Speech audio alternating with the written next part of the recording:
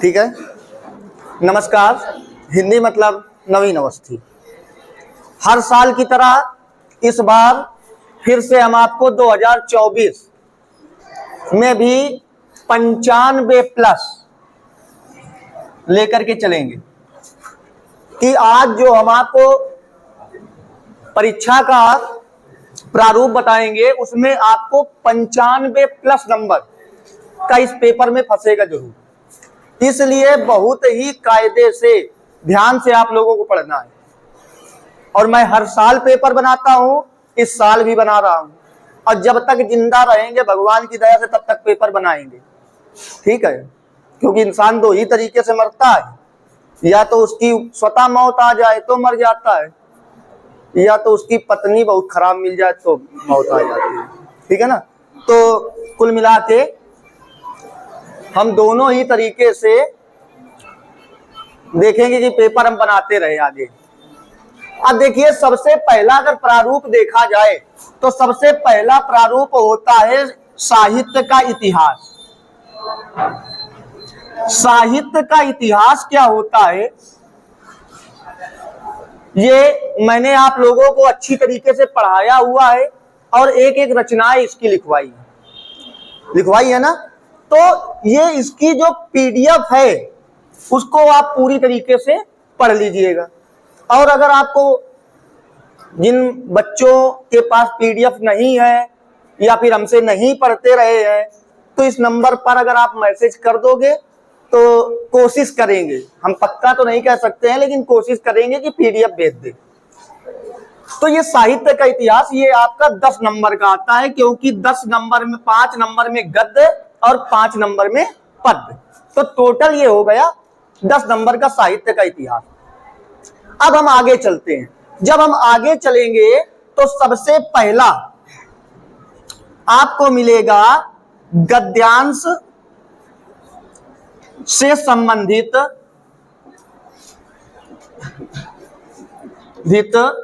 प्रश्नोत्तर। ये आपको 10 नंबर का देखने को मिलेगा। अब इतने ज्यादा राइटर हैं, अब साल भर हम लोगों ने कुछ पढ़ा नहीं, अब समय बचा है हमारे पास 5 दिन। अब 5 दिन में हम कौन सा किला उखाड़ देंगे। तो हमें ये चाहिए कि परीक्षा में हम उतना पढ़ें जितना पेपर में आए। सब लोग इसीलिए तो यहाँ पे बैठे हो कि केवल नंबर हमारे अच्छे आ जाएं। कोई हिंदी में पीएचडी करना चाहता है क्या? अगर हिंदी में किसी को पीएचडी करनी होती तो शायद है आज इस क्लास की आवश्यकता न पड़ती। मैं सीधा सा एक तरीका जानता हूं क्यों ना पड़ती, क्योंकि साल भर आप लोगों ने अच्छे से पढ़ा होता। और पीसीएम के आगे कोई बच्चा अच्छे से नहीं पढ़ता है। ये एक बहुत ही दर्द है मेरा व्यक्तिगत, क्योंकि कोई अच्छे से पढ़ता ही नहीं है। इसलिए आप इस बात को याद रखिएगा कि गद्यांश से संबंधित प्रश्नोत्तर आज मैं जितने आपको बता रहा हूं केवल आप उतने तैयार कर लीजिए, अदरवाइज आपको कुछ भी तैयार करने की आवश्यकता नहीं है। ठीक है ना। अब हम आगे चल रहे हैं कि इसमें कौन कौन से इंपॉर्टेंट हैं। तो एक एक मैं आपको यहाँ पे लिखता चला जाऊंगा, और आप लोगों को मैंने नोट कराया है इसके पहले, नहीं कराया ना, तो आप लोगों को नोट करते हुए चलना है। ठीक है ना। तो सबसे पहला चैप्टर आता है आपका वासुदेव शरण अग्रवाल का। वासुदेव शरण अग्रवाल और इनका जो शीर्षक है वो है कौन सा है? राष्ट्र का स्वरूप। ठीक है। और ये किससे लिखा गया है? ये आपका निबंध लिया गया है पृथ्वी पुत्र से। ध्यान दीजिए बेटा, पृथ्वी मैंने गलत नहीं लिखा है, पृथ्वी ऐसे ही लिखा जाता है। ठीक है। तो उसमें आता है कि लेखक और शीर्षक का नाम लिखिए। तो लेखक का नाम वासुदेव शरण अग्रवाल और शीर्षक का नाम राष्ट्र का स्वरूप। और जब हम कोष्टक में ये पृथ्वी पुत्र लिख देंगे ना तो हमारे एग्जामिनर को ये विश्वास हो जाएगा कि बच्चे ने अच्छी तरीके से पढ़ा है, क्योंकि राष्ट्र का स्वरूप तो सब लिख रहे हैं। जिनको आता है वो राष्ट्र का स्वरूप लिख रहे हैं। लेकिन हम अपने आप को अलग पहचान दिलाने के लिए, क्योंकि 5 क्वेश्चन इसमें होंगे और 5 क्वेश्चन में से ये पृथ्वी पुत्र जब हम लिख देंगे तो एग्जामिनर को ये पता चल जाएगा कि इस निबंध से ये अंश लिया गया है, ये शीर्षक लिया गया है, मतलब बच्चे ने क्लास में अच्छी तरीके से पढ़ा है, तो अदर वो 4 क्वेश्चनों पर उतना ज्यादा ध्यान नहीं देगा। अगर आपने यहां गलती कर दी तो समझ लीजिए आपके बाकी जो 4 क्वेश्चन है उसका प्रभाव आपके विपरीत ही जाएगा। जैसे अगर मैं कह दूं कि अगर वासुदेव शरण अग्रवाल और राष्ट्र का स्वरूप की जगह आप भूल जाओ, कोई और लिखाओगे अशोक का फूल।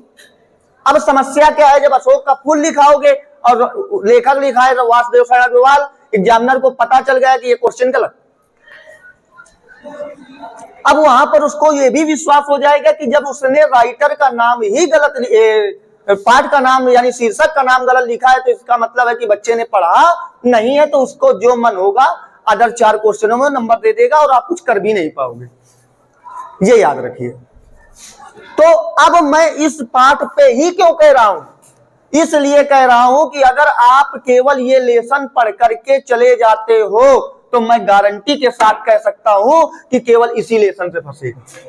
पहला जो आपका क्वेश्चन फंसेगा वो राष्ट्र के स्वरूप से ही फंसेगा, इसके बावजूद भी मैं आपको अंश दे रहा हूं। मतलब अगर मैं कह दूं कि ये पूरा का पूरा शीर्षक ही इंपॉर्टेंट है, इसमें जितनी भाई 3 चीजें पूछी गई, इन्होंने कहा राष्ट्र का निर्माण, एक राष्ट्र का निर्माण कैसे हो सकता है, तो बताया गया कि सबसे पहले क्या होना चाहिए, सबसे पहले क्या होना चाहिए, भूमि होनी चाहिए, तो भूमि एक पार्ट है।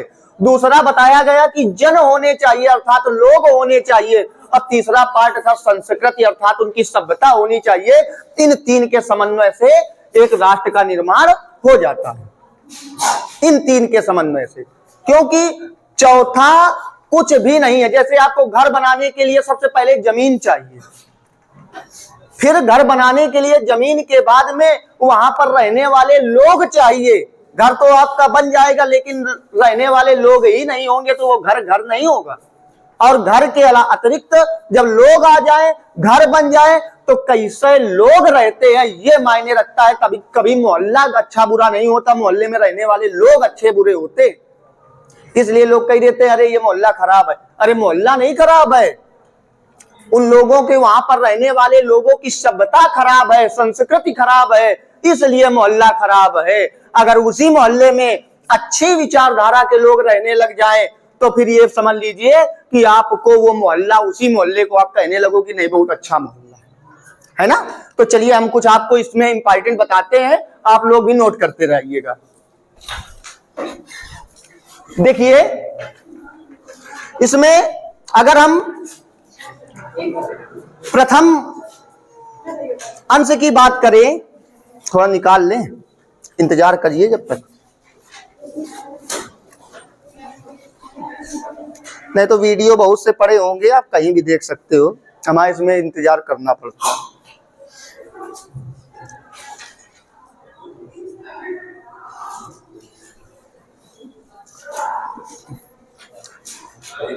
तो देखिए मिल नहीं पा रहा है, हाँ मिल गया मिल गया। तो सबसे पहली अगर मैं पर अंश की बात करूं तो सबसे पहला आपका अंश आ रहा है निकल करके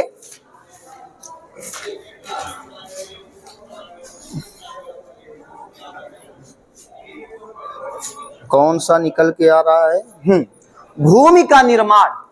सबसे पहला आपका अंश निकल करके इसमें वास्तव सड़क में आ रहा है कि भूमि का निर्माण,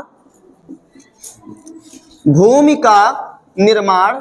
देखिए राइटिंग में न जाइएगा मेरी, क्योंकि कई बार भारत रत्न पुरस्कार मिलते मिलते बचा है मुझे, और आगे कभी ना कभी तो मिल ही जाएगा, ठीक है ना, सबसे खराब राइटिंग में। तो भूमि का निर्माण से लगा के धर्म है। अब ऐसे आप लिखोगे नहीं समझ में आएगा। आप देख रहे हो वीडियो, वीडियो देखने के साथ साथ आप अगर किताब लेकर के बैठ रहे हो और वहां पर निशान लगा रहे हो तो ये बिल्कुल 101% आपके परीक्षा में आ सकता है, ठीक है, तो इसको अब अभी तक आपने बहुत सारे अध्यापकों ने जो बताया कि ये इंपॉर्टेंट है, आपने इंपॉर्टेंट लगाते चले गए तो बहुत ज्यादा इंपॉर्टेंट हो गए। तो आप मेरे बताए हुए इंपॉर्टेंटों में NIMP लिख दीजिए। तो मतलब इससे आपको ये आसानी हो जाएगी कि नवीन अवस्थी का बताया हुआ है। ठीक है, अगर ज्यादा इंपॉर्टेंट आपने निशान लगा दिया, पूरी किताबों में निशान लगा डाले हैं, तो इसमें ये कर सकते हैं। दूसरी, मैं अगर दूसरा अंश बात बोल रहा हूं तो पृथ्वी और आकाश। अभी आप लोग कहोगे पूरा लेसन दे दिया, तो मैंने पूरा, हाँ लेसन दे दिया, इसमें पूरा का पूरा मैंने लेसन दे दिया है। क्यों? क्योंकि मैंने पहले ही बताया था कि अगर आप राष्ट्र का स्वरूप पढ़ करके चले जा रहे हो तो आपको अदर राइटर पढ़ने की आवश्यकता नहीं है गद्य में। तो भू, पृथ्वी और आकाश दूसरा अंश आपको मिलेगा से लगा के समान है। फिर मैं तीसरे की बात कर रहा हूं, यदि तीसरा अंश आपको मिलेगा तो फिर मिलेगा पृथ्वी को प्रणाम है, पृथ्वी को प्रणाम देना चाहिए तक। ये देखिए आपको बीच में मिलेगा माता पृथ्वी को प्रणाम है, माता पृथ्वी को प्रणाम है, पृथिव्याय नमः।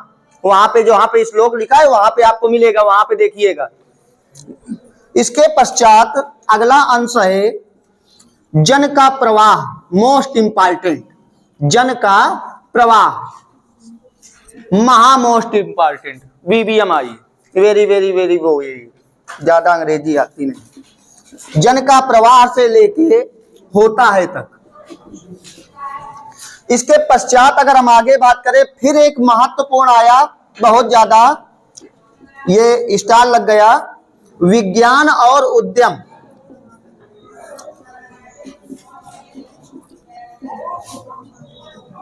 शांति बनाए रखो। विज्ञान और उद्यम किया जाता है, किया जा सकता है। इसके पश्चात अगर हम बात करें, फिर एक बहुत ही ज्यादा इंपॉर्टेंट है कि राष्ट्र का तीसरा अंग, राष्ट्र का तीसरा अंग ... निर्भर है।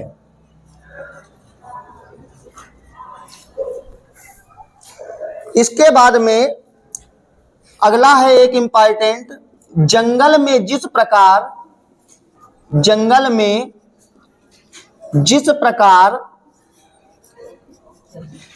से लगा के सुखदाई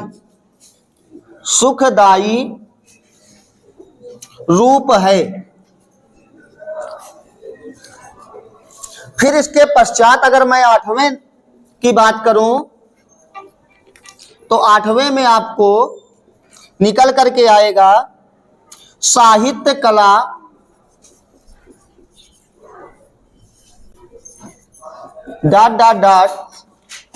से लगा के स्वास्थ्यकर है।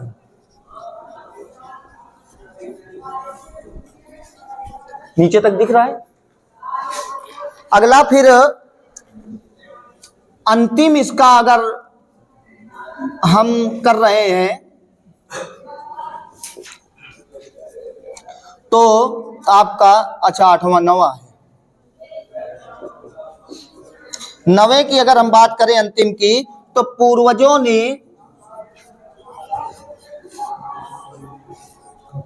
ने चरित्र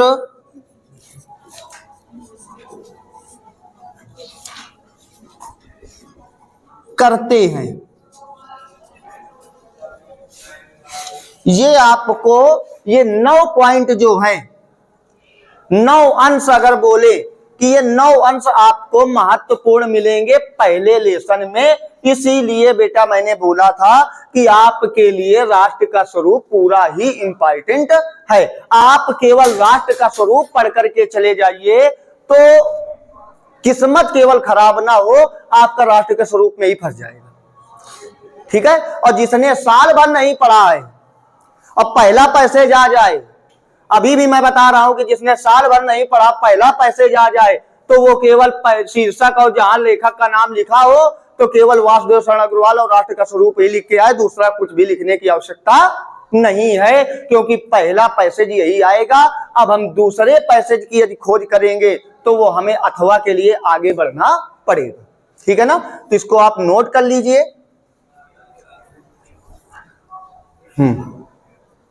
इसको आप नोट करने के बाद में, नोट हो गया है ना सबका, तो अब हम आगे चलते हैं।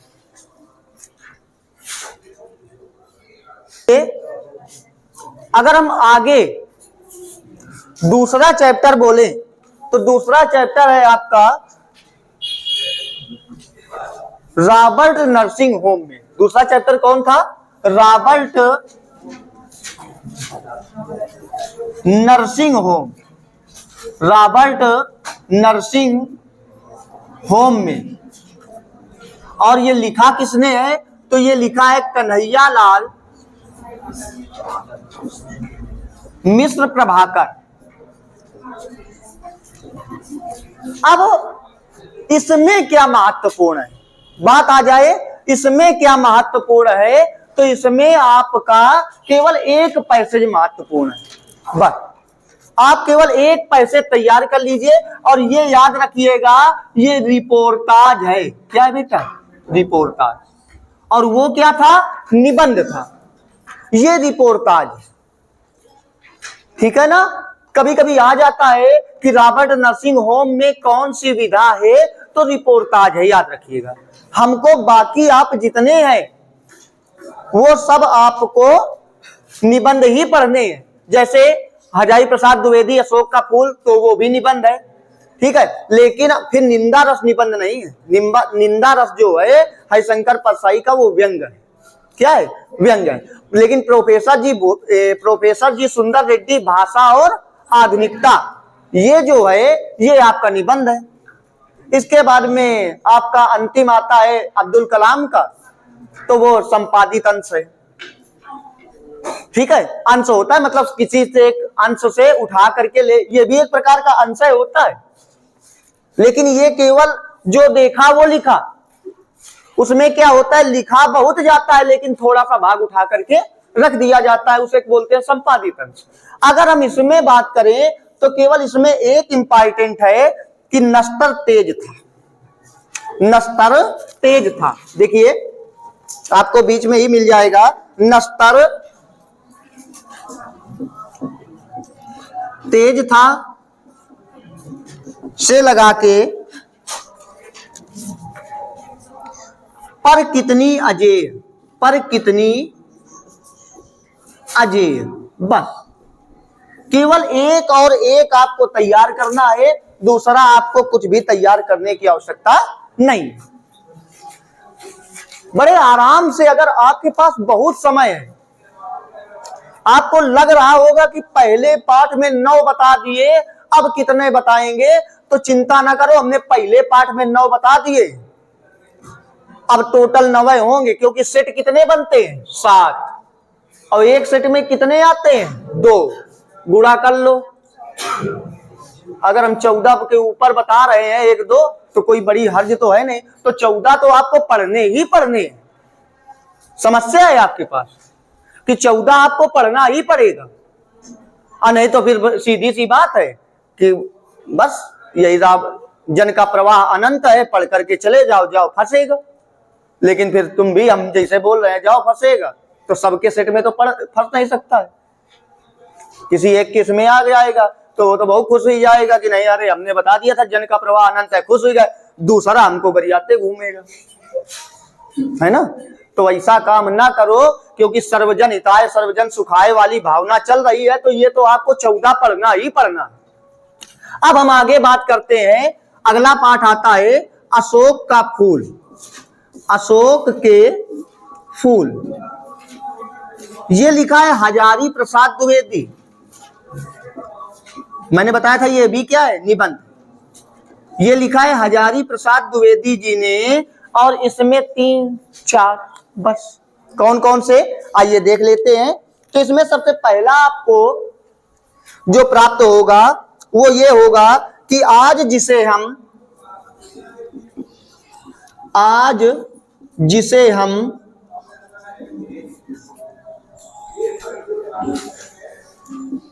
और मेरा नाम लिख दीजिएगा आगे, जहां नाम आ जाता है मेरा तो खुश बहुत हो जाते हैं, नवीन बनेगा। हम बूढ़े हो जाए, मर के चले जाए, लेकिन हम नवीन, ठीक है ना। नाम एक ऐसा होता है जो होता हमारा है लेकिन लेता कोई दूसरा है ना। तो अब हम बूढ़े हो जाएंगे, कहीं कौन आ रहा है, कहीं नवीन आ रहे हैं, ठीक है। बुढ़ापा भी आएगा लेकिन नवीन बन करके। तो सोचो, तो नाम रखाने के पहले हमेशा सोच होनी चाहिए। चलिए आगे है, भगवान बुद्ध ने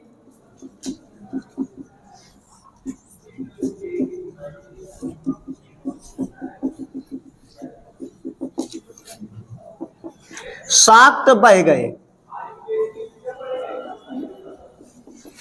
दूसरा, ये आपका पहला था, ये आपका दूसरा था। तीसरा है रविंद्रनाथ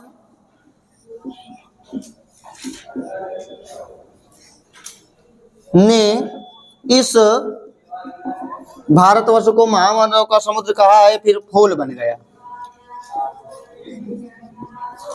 बन गया। अगला इंपॉर्टेंट है, अशोक का वृक्ष, अशोक का वृक्ष से लगा के पीछे छूट गया। अब देखिए, ये हमने आपको कराया 3 लेसन। पहला वासुदेव सर अग्रवाल, दूसरा रॉबर्ट नरसिंह होम, तीसरा अशोक के फूल। अब जिनको थोड़ा सा भी पढ़ना है, जो चाहते हैं कि हम उतना पढ़ लेंगे जितने में फंस जाए, कोई डाउट ना रह जाए, तो ये 3 चैप्टर केवल पढ़ लें। चौथा चैप्टर उसे देखने की जरूरत नहीं है। मैंने एक जो आपको राष्ट्र का स्वरूप बताया, रॉबर्ट नरसिंह होम बताया, अशोक के फूल बताया, इन 3 में से एक पैसेज फंसना है, बिल्कुल 101%। नहीं फंसेगा, मैं जीवन में कभी भी पढ़ाऊंगा नहीं किसी को, ठीक है। अगर इन 3 में से कोई एक नहीं फंसा, तो इन 3 लेसनों में से कोई एक नहीं फंसा, तो मेरा पढ़ाना व्यर्थ, मैं जीवन को पढ़ाना छोड़ दूंगा। अब हम जो आगे बात करेंगे वो बात करेंगे अथवा की, जिनको अब उनके लिए है जिन्होंने पढ़ाई की और वो चाहते हैं कि जिस समय हम पेपर देखें तो हमें सब कुछ आना चाहिए और मेरे मन का होना चाहिए कि हमें कौन सा करना है। तो इसको आप नोट कर लीजिए। अब आगे हम चल रहे हैं, ठीक है। इसके बाद में हम लोग अगर आगे बात करें, आगे अगला पाठ है हमारा भाषा और आधुनिकता। अगला पाठ का नाम है भाषा और आधुनिकता। ये अब हम चल रहे हैं अथवा के लिए। अब ये हम पढ़े हैं अथवा के लिए। भाषा और आधुनिकता में आपको पहला, इसके राइटर कौन है? प्रोफेसर जी सुंदर रेड्डी। प्रोफेसर जी सुंदर रेड्डी क्या है कि इसमें 3, पहला है आपका रमणीयता, बहुत इंपॉर्टेंट है, रमणीयता और नित्य नूतनता बहुत ज्यादा इंपॉर्टेंट है। निहित है, निहित है। दूसरी यदि बात करें तो दूसरा आपको मिलेगा भाषा की साधारण इकाई, महा मोस्ट इंपॉर्टेंट, भाषा की साधारण से लगा के लिए गए हैं।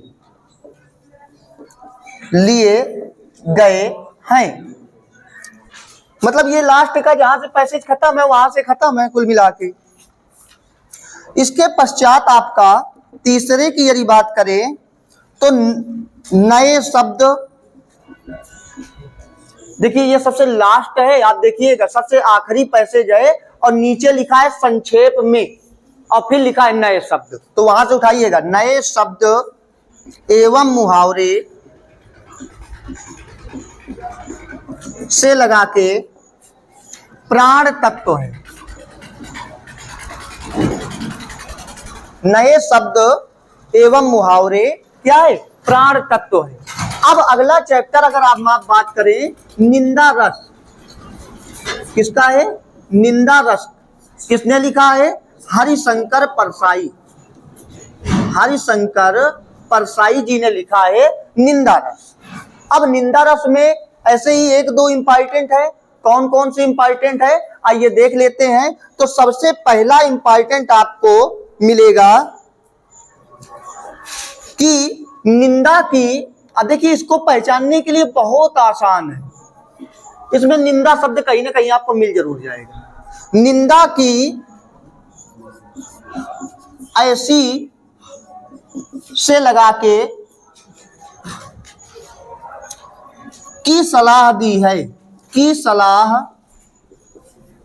दी है।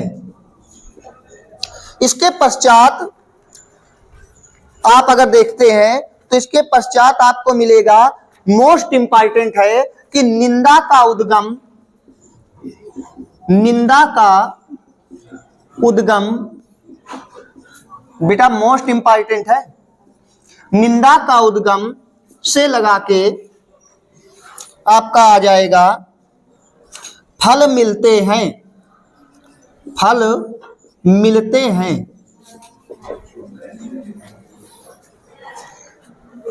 इसके पश्चात एक और इंपॉर्टेंट है, निंदा कुछ लोगों की से लगा के अनुभव करते हैं, अनुभव करते हैं। क्लियर है बेटा? ये आपका यहां तक काम खत्म। और मैं इधर कोने में लिखे दे रहा हूं, दो और बचे हैं, हम और हमारा आदर्श से।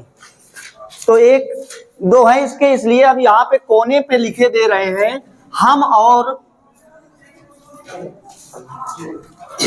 हमारा आदर्श, जो लिखा है अब्दुल कलाम जी ने। एपीजे अब्दुल कलाम, आप लोग देख लीजिएगा, अब्दुल पाकिर जैनुल आबदीन अब्दुल कलाम। तो अब्दुल कलाम जी का है चैप्टर हम और हमारा आदर्श। यदि हम इसकी बात करें तो इसमें केवल मुझे एक ही इंपॉर्टेंट समझ में आया कि जो कुछ भी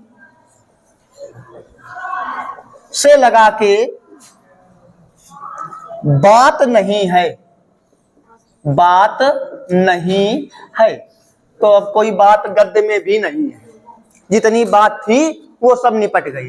तो 10 नंबर प्राप्त करने के लिए अगर आप पूरे लेसन से ये 18-19 हो गए, 20 से ऊपर तो नहीं, क्यों बेटा? 20 के ऊपर है क्या? 20 के ऊपर नहीं होंगे। तो इनमें से आप अगर पूरे तैयार कर लेते हो तो आपको अथवा सहित दोनों प्रश्न मिलेंगे, और नहीं तो या तो ये इधर के तैयार कर लीजिए या तो उधर के तैयार कर लीजिए। आपको वो ज्यादा लगते हैं तो आप इतने केवल तैयार कर लीजिए, ठीक है। और जिसको कुछ भी तैयार नहीं करना है और फिर भी यूपी बोर्ड क्लियर करना है, जिसको कुछ भी तैयार नहीं करना और चाहता है कि नंबर हमारे क्लियर हो, ठीक है, हिंदी में नंबर बिल्कुल क्लियर हो, तो कुछ नहीं करना। बस एक हमारे आज मित्र ने एक स्टेटस लगाया, वही याद आ गया कि बढ़िया लिख देना हिंदी, ठीक है, और इसके बाद में लिख देना 95। अब क्लियर जब करना हो तो ऐसे क्लियर कर लेना, हो गया क्लियर, काम खत्म, ठीक है। तो हिंदी 95 क्लियर। तो जिसको भाई कुछ करना ही नहीं है उसके लिए हम क्या कर सकते हैं। अभी एक और है कि मान लो इतने सारे भी आपको ज्यादा लगते हैं तो केवल एक लेसन पढ़ लो, वासुदेव शरण अग्रवाल राष्ट्र का स्वरूप, ठीक है। अब हम चल रहे हैं पद्य पे, ठीक है, ये आपका काम खत्म हो गया। अब हम चलेंगे आगे पद्य पे।